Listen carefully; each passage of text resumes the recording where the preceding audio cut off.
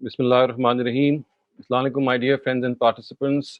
Welcome to this last session of our course Islam for Youth. We have been studying this course for the past many sessions, and I think this is the 20th. And we are drawing to a close, and inshallah, we'll be back with some new sessions and some new courses in the near future. But the purpose here was basically to introduce you to the basics of Islam, to introduce you to some of the beliefs, similarly the sources of Islam, and of course the the whole system of morality which is in place. And we also practiced through various instruments in order to sharpen our sensitivity towards moral behavior. We have been discussing various worship rituals, and today we'll be discussing three of the worship rituals, which would complete our discussion on worship rituals. And inshallah, this will also complete the course. So it has been a very revealing experience for me, at least, and I have learned a lot from all of you. And I do hope, inshallah, that we'll be back and we'll share some more things with all of you. And as far as life is concerned, you all must remember that things, when they begin, they have to end someday. And so today is the day when we are going to end this course, and inshallah, we'll be seeing you in a new course very shortly. I'm just going to slide back these slides which have been opened earlier on. So the worship ritual that we're going to study now is Zakat. Uh, Zakat, of course, is the obligatory charity which Muslims are required to give. And I've been discussing this earlier on, that as far as Zakat is concerned, this is something uh, that you need to understand is not something which was initiated or it was brought into practice for the first time by the Prophet of Islam. Like all other worship rituals, zakat was also in place. It was always given. We know that the Arabs used to practice it. We know that the people of the book used to give zakat. So, therefore, you have to understand that as far as this ritual is concerned, and this is the case with most worship rituals. So, not only zakat, but we've discussed the prayer, and coming up is the ritual of Hajj, also an animal sacrifice. All of these rituals have been part of divine religions ever since the Almighty started to reveal these religions. So do understand that when we're discussing zakat today, it is something that we are discussing as a ritual that was instituted by all the prophets of God. And in its final shape, we have Prophet Muhammad uh, giving it currency and bidding his followers to observe this ritual in the right way. So, as far as zakat itself is concerned, we need to understand this, that this uh, it is the mandatory charity that we are required to give. The rates of this charity or this zakat, they vary from your own possessions. So there are two types of zakat. One of them is zakat that is given on your savings, and that is that once a year you need to fix any year that you have you in any year of the any day of the month of any year, and then subsequently you need to give zakat on the same day each year. So, for example, if you've fixed the first of Ramadan, maybe, or as is the case that Muslims generally gave zakat on their savings in the month of Ramadan, because of course in the month of Ramadan, when you spend in charity, it is much more rewarding than in normal months. So generally, people fix their zakat giving date within Ramadan, but that is not mandatory. That is, of course, something that will earn a lot of reward. But other than that, any one day in the whole year has to be picked for zakat. And whatever people have in their savings, they are required to pay 2.5% of their savings, which would include cash in hand, cash in bank, any other assets they might be having. So this is as far as zakat is concerned vis-a-vis your savings. Now there is another type of zakat which is called zakat on your income, and this would be that whatever you earn as a salary, you have to pay it. It is zakatable, and in order to make you understand that as far as the rates of zakat are concerned on your income, then you can just see that these rates are just spelled out here. So wealth you have to give 2.5% annually, and that is something that has to be given once a year. But as far as your produce is concerned, we have three rates, as you can see. They are being displayed on your screen. So 5% on all items which are produced primarily by the interaction of both labor and capital. So whenever you have labor and capital interacting and then producing something, you'll be given 5%. And then, for example, if something in the production of something, if either one of these factors is missing, either labor or capital, then the production percentage or the zakat percentage in production would be 10%. And if none of these factors are there, and for example, you discover a treasure, it's like a gift of God, then it's like 20%. So these rates are to be given at the time of produce. Whenever you produce something, it's like, for example, if you are earning a salary, that's like a production. If you are maybe running a factory or in some industrial concern, that again is a production. So all forms of production, they are taxed by 5%, 10%, and 20%. Other than that, the other form of zakat is 2.5%, which is given on your wealth. So you see, you have two types of zakat. One is on your wealth, which is given once a year, and that's 2.5%. And the other one is on your produce or production, and that is given at the time of production. And the rates vary from between 5, 10, and 20, as the case may be. And then there are exemptions as well. So as far as these exemptions are concerned, there is the tools of trade and business and production, personal items of daily use, and a fixed quantity, which is called nisab, which means an exemption. They are all exempt from zakat.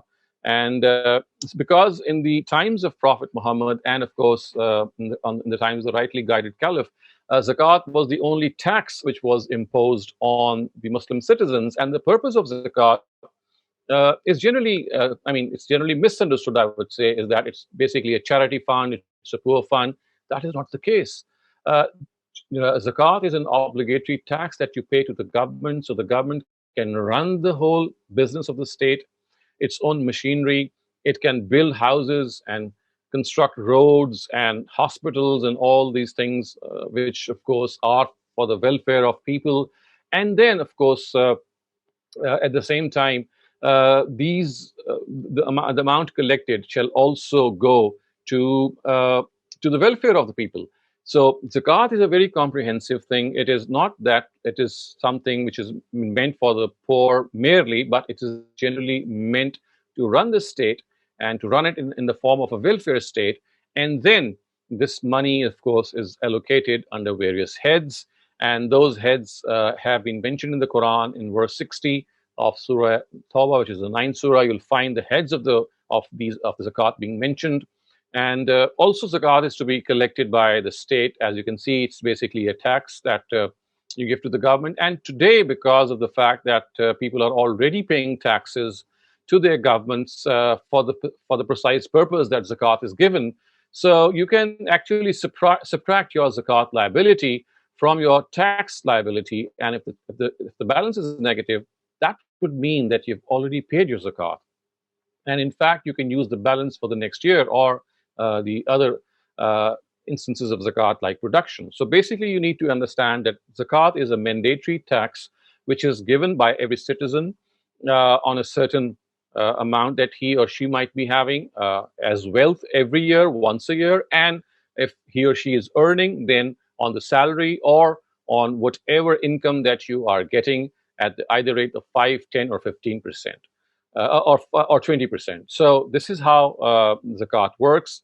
And in the times of the Prophet, the primary form of production was actually agricultural production. So generally, lands which were cultivated such that they were basically fed by rain, and people didn't have much to do with as far as watering them is concerned. They would be zakatable at the rate of 10%. Because one of the factors, of course, was not needed, which was, of course, labor. And then as far as other forms are concerned, you can analogously discuss them. So this is as far as zakat is concerned. But do remember that over and above zakat, whatever can be given should be given. And this is the minimum amount that we are required to give for the cause of God. Otherwise, more than that, of course, everyone is welcome. Everyone should try as much as he or she can to give for the cause of God. But it's always good to calculate zakat exactly, because this is how you would know whether you're giving over and above the amount that was required, or maybe you are not doing so. So it's always good to calculate zakat. Also, do understand that as far as the recipients of zakat are concerned, they are regardless of religion. You can give anyone who is needy, anyone who you think is needy, your zakat money. And it's the needs also vary from person to person, from people to people, from society to society. At times you need to finance the education or higher education of someone who might not be able to afford it.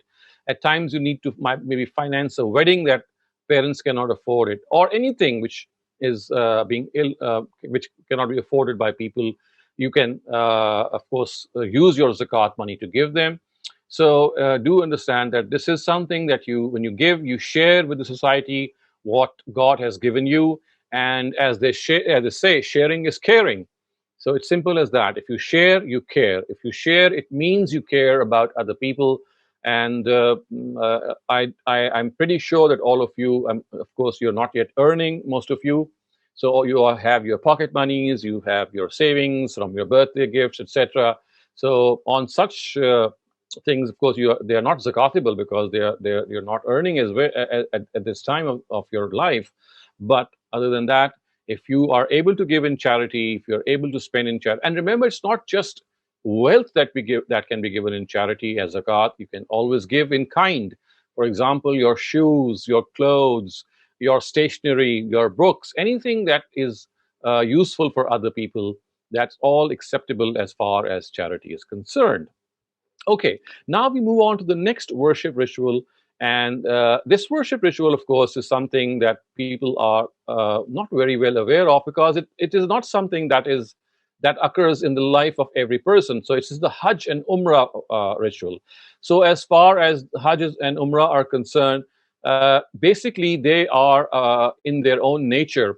They are a symbolic form. I mean, they symbolize one's commitment with God, and they symbolize especially the Hajj, as far as Hajj is concerned, in which the challenge which was thrown by Satan, that he would try to lead people astray, give them false hopes, and let them know that as far as going astray is concerned, this is something which is very easy for him to do so. So, it's like declaring war, a symbolic war against Satan. It's not that you're fighting him in the way that we fight people by guns and by all of the things, but it's like a personal commitment that you make when you do Hajj, that this is something that I'm going to fight my life, all my life, that all my evil desires and all those whisperings from Satan, which lead me astray, I'm going to protect myself from all these onslaughts of Satan. Not only protect myself, in fact, I'm going to launch an offensive against Satan and his whisperings and his temptations. So basically, Hajj is more of a symbol. It symbolizes jihad. It symbolizes holy war against Satan. And therefore, if you are able to understand that this is it's a metaphor. It's like a something that you do. Not per se, but it is that something represents something. You see, many of our worship rituals, they represent something per se. Like, for example, when you prostrate before God, when you do sajda, this is something which it's like coming closer to God, making yourselves reach God by putting your forehead on the ground. So you can say that this is something which is required per se. But as far as the rituals of Hajj are concerned, like, for example, you wear those two unstitched pieces of cloth, and you start off with the talbiyah, which I'm just going to explain the philosophy of. But you'll find that all these things are basically symbolic in nature. They make you realize that the biggest enemy that we have to face is Satan. He had declared war right in the beginning when the Almighty created us. And he has said that he tries best to lead astray all mankind as far as he can. And the Almighty, of course, coming to the rescue of human beings, said, well, you will not be able to divert my special people. And for them, I'm going to look after their needs, their spiritual needs. And one of these needs is, of course, that he makes us visit his house, which is the house of God in Mecca, which was in fact built by Abraham, and some say it was built by Adam and was revived by Abraham. And so, therefore, it's something which is the first house ever constructed as the first house of God. And when you visit the house of God, the way you visit it in Hajj, of course, in case of Umrah, it's like a visitation that you do. It's like more of a visit that you pay to the house of God. And as far as Hajj is concerned, that actually symbolizes that struggle against Satan.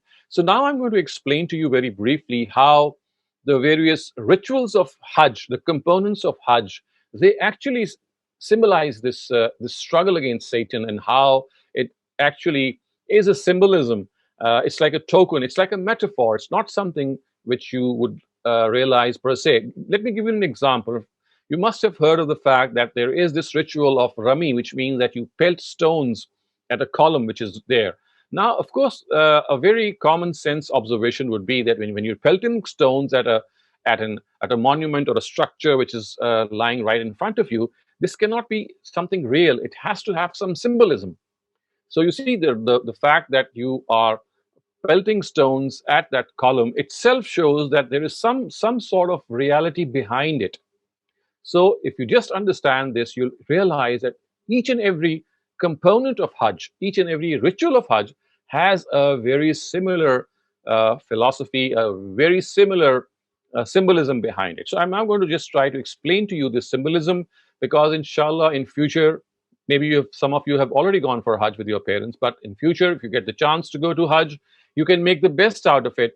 Because if you don't understand the underlying wisdom behind Hajj, if you don't understand what is the purpose of doing all this, to be honest, I have seen people getting bored in Hajj because they don't understand what's going on. Why is it they are being told to wear these clothes and abstain from certain things, and then go about staying here and there and spending the night there, and getting up there and then combining their prayers? So it's like in most cases, it just becomes an exercise of no utility unless you understand the wisdom, the underlying reasoning behind it. So I'll try this. I'll try to explain this as I can, as best as I can. So when you start your Hajj, remember you wear those two unstitched robes as far as men are concerned, but women are not required to wear those unstitched robes. They can do Hajj in their own normal clothes. So you are bareheaded, and you are to some extent barefooted also, because you're just wearing those chappals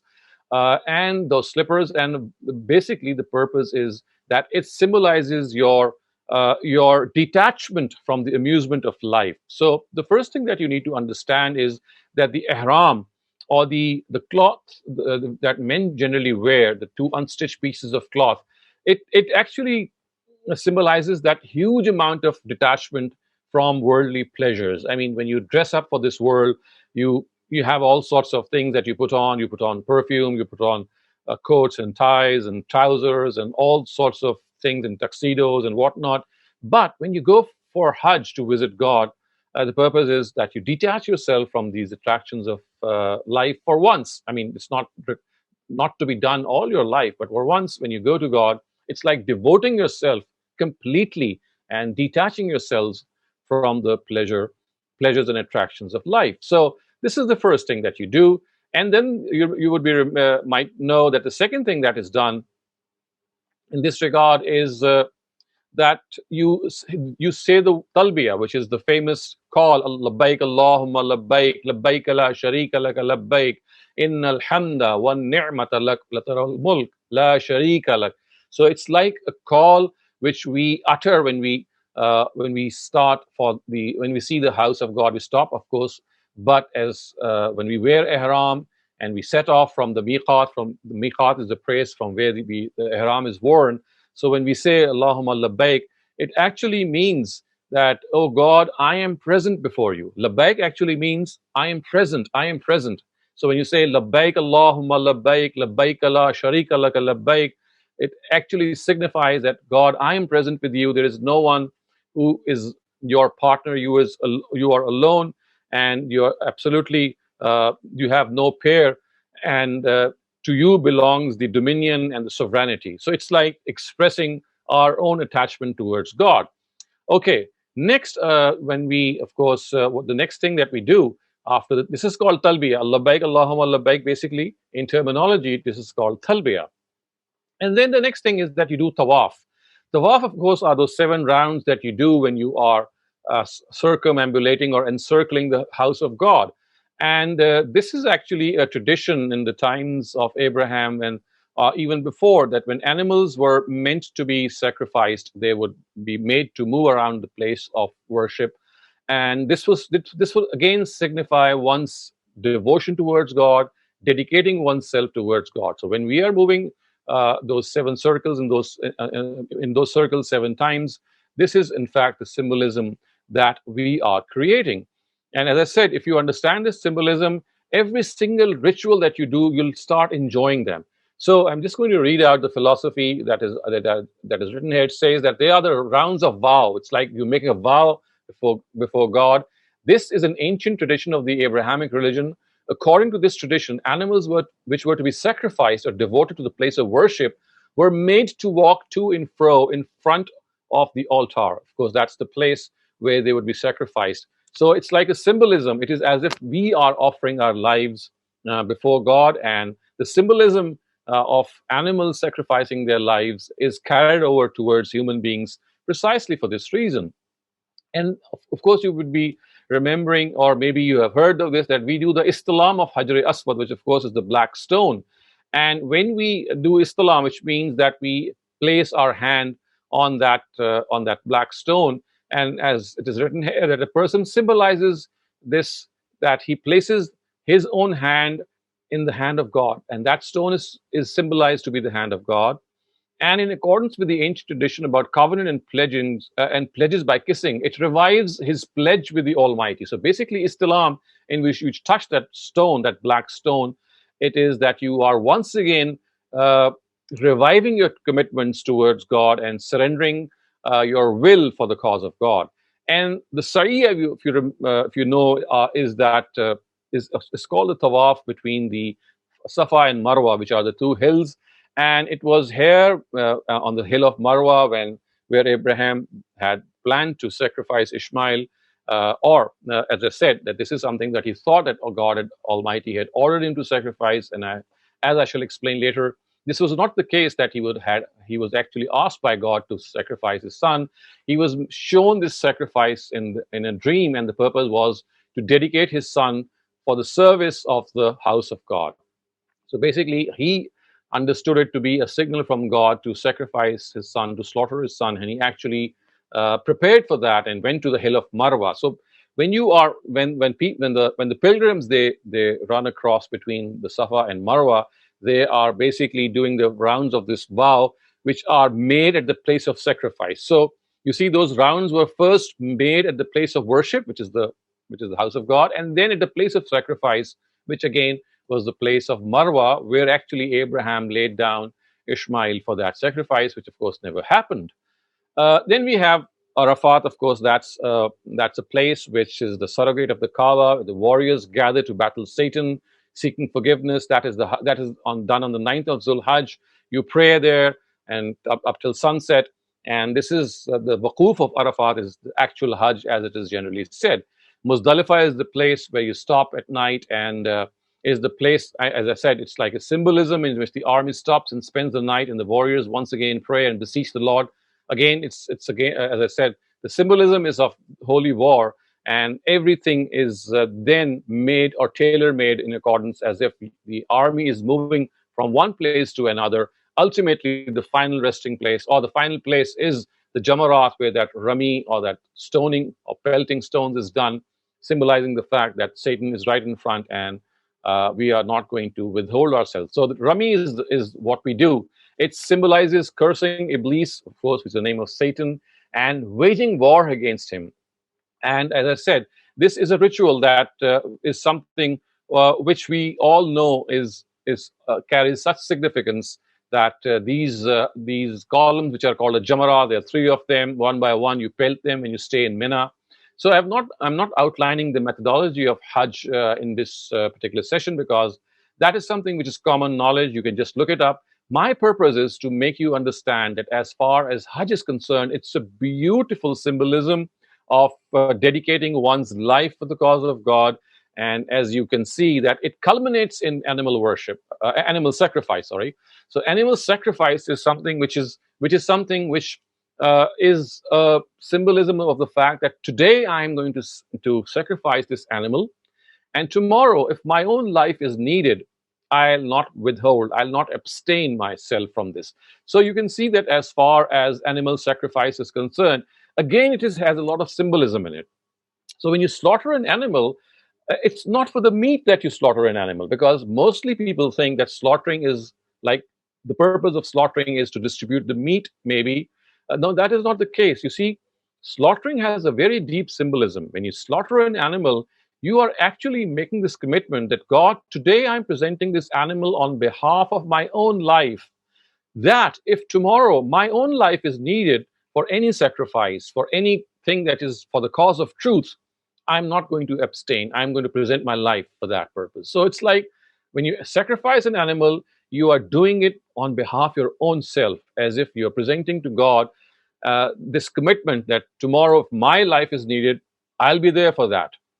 And as far as the consumption of meat of that sacrificed goat or camel is concerned, that's just a secondary thing.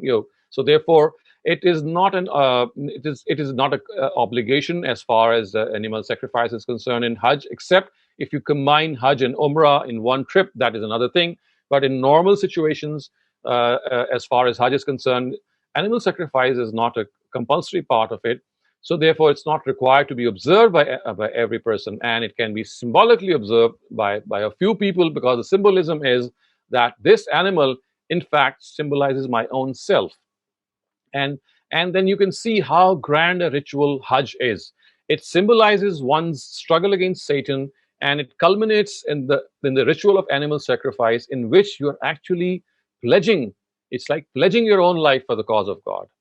So you see, each and every ritual, whether it's the ihram, whether it's the talbiyah, whether it's the sa'i that you do, or the tawaf that you do, or the night that you spend in Muzdalifah, or the rounds that you do, all of them, they have a background. They have have a philosophy. You should not just think that they are per se. They are required per se. No, there is something behind them. So it's someone has very I would say aptly remarked that in religion, all things are prose. And if there is some poetry in religion, then that is Hajj. So Hajj is like the poetry of religion, because poetry is something which moves your heart, it moves your soul. And if you understand Hajj the way we need to understand it, it's going to move you. And if it's going to be a lifetime experience, once in a life experience, it has to be a powerful experience, and that powerful experience can only be when you are able to understand the significance of all these rituals, all these components of Hajj. So whenever you get the chance to go for Hajj or Umrah, do understand that whatever you're going to do there has some wisdom behind it, has some symbolism behind it that has to be understood. And if you do it with that symbolism in mind, you will enjoy each and every ritual of Hajj as if you are doing something which has a greater significance. So that is something that we have to understand.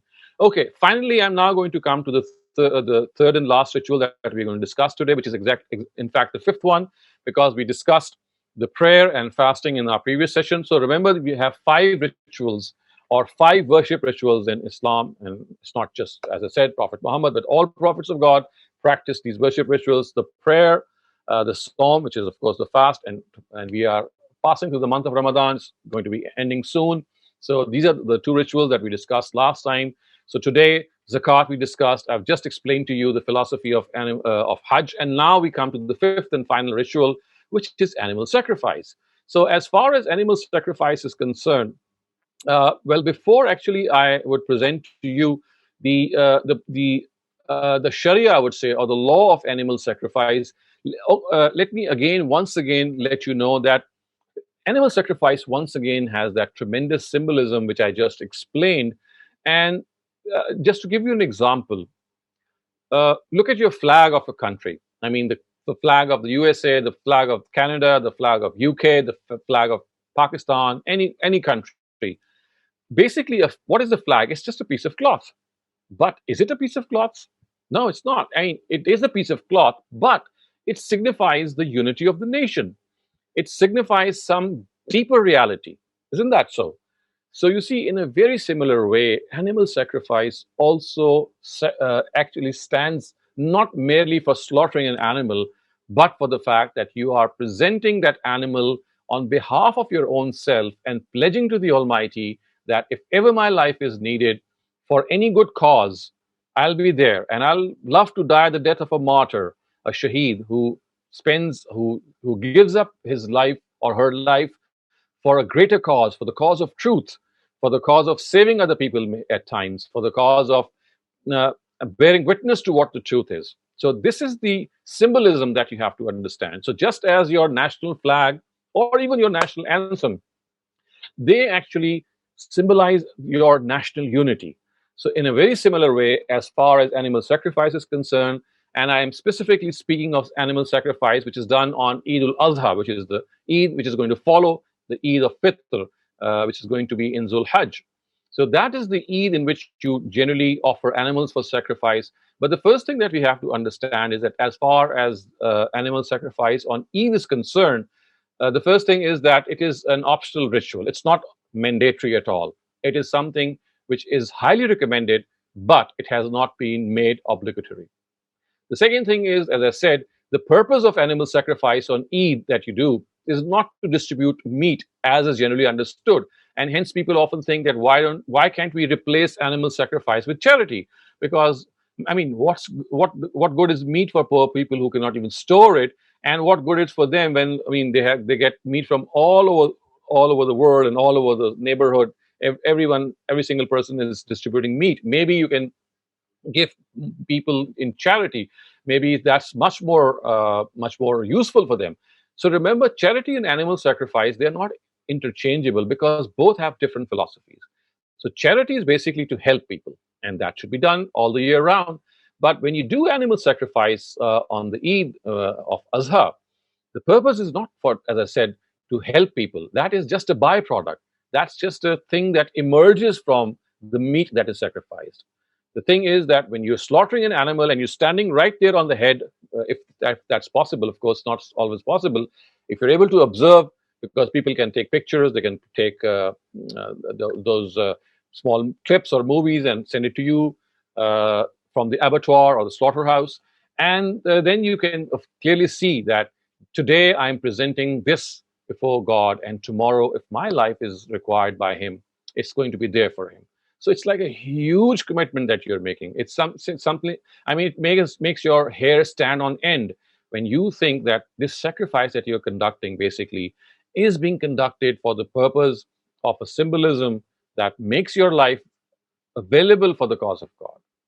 So this is as far as the philosophy is concerned. As I said, meat is just a byproduct, and that meat can be eaten by your own self. It's not necessary to distribute it among the poor. It's the meat is concerned. You can give it to other people. You can give it to your friends, and you can consume it yourself. That's entirely up to you. Because as I said, the purpose is not the distribution of meat, as is generally understood.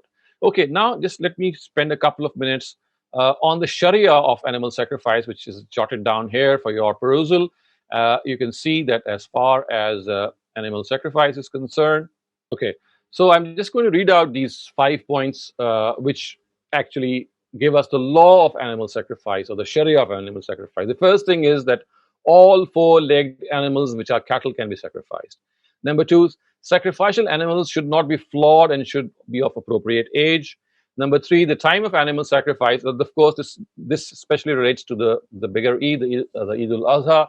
It begins right after offering the prayer on the 10th of Zul Hajj, which is called the Yom al-Nahr. Nahr actually means sacrifice.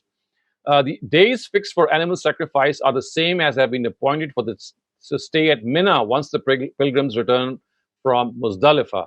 So they are called the days of Tashriq. And besides animal sacrifice in these days, the Sunnah has been instituted that you say takbirs at the end of each congregational prayer. So those of you who might have attended congregational prayers during the Hajj, when the pilgrims are at Mina, so when you say Assalamu alaikum, you start doing those takbirs right after the congregational prayer, and the number of those takbirs have not been fixed. And the last point is that the meat, which I just explained actually, that the meat of sacrificial animals can be eaten without any hesitation by those who have slaughtered, and also can be used by people to feed the poor or the underprivileged, it's entirely your choice. So this brings us to an end to the rituals of worship as far as they are concerned. You would be remembering that yesterday the last session we discussed the prayer and the fast. Today we have discussed zakat and Hajj. Of course, accompanying Hajj is Umrah, which is also called Hajj Asghar. So Hajj Akbar is Hajj, which means the greater Hajj, and Hajj Asghar means the lesser Hajj or the Umrah. And also we've discussed animal sacrifice. And as far as Hajj and animal sacrifice is concerned, animal sacrifice is also a component of Hajj when the pilgrims are there, and it's also a component of the Eid that we offer, Eid prayer, or the Eid day, occasion of Eid festivity. But on both occasions, it is optional for pilgrims as well, unless, of course, they've combined Umrah with Hajj, in which case it's like a penalty that you pay for combining Hajj and Umrah in one journey. Otherwise, it's optional to offer animal sacrifice, and so is it equally optional when you offer animal sacrifice when the time of Eid comes. And as far as both these rituals are concerned, they are deeply symbolic. And if you understand the symbolism, you will perhaps would like to sacrifice an animal one day whenever you feel up to it. But if you don't understand this wisdom behind it, I don't think that you can come around slaughtering an animal, because you would always ask yourself that why should we kill an animal for our own benefit, maybe, or kill an animal in such large quantities that the meat goes waste. So if you understand this, that this first of all, this ritual is not mandatory; it's optional. That will, of course, bring it to the right size, and not everyone will be doing it. So therefore, if a few people do it and the rest of them they are with them, that will be equally fine. And so this was as far as our chapter on rituals is concerned, and we have just about ended it. And with this, we also come to the end of this course, and I personally have felt really very happy. I'm really overjoyed that we were able to cover this. Pray that something comes out and we are able to start something new in the future. But do remember that these are the last few days of Ramadan, and make the best out of them. Prepare for Eid, but don't shake hands on Eid. Maybe you can wish Eid. Be careful. Although where you're living, COVID must have maybe subsided, but you see the fear is always there. You just never know, because we're still in the process of discovering what exactly it is and how exactly it should be dealt with. So don't throw caution to the wind. Be careful. The last thing, maybe one thing that I'll just go before I sign off, is what I consider to be one of the most learning lessons that I have learned from my teachers, and that is always follow the voice of your conscience. Never sacrifice your conscience. Never, your conscience will not lie to you. So wherever you go in life, whatever you do, whatever profession you adopt, and whatever happens, even if people get annoyed with you, even people get angry with you, people can say anything, but never forsake the voice of your conscience. Never lead the voice of your conscience. Live by your conscience, and let me say, even die by your conscience. So, okay, goodbye.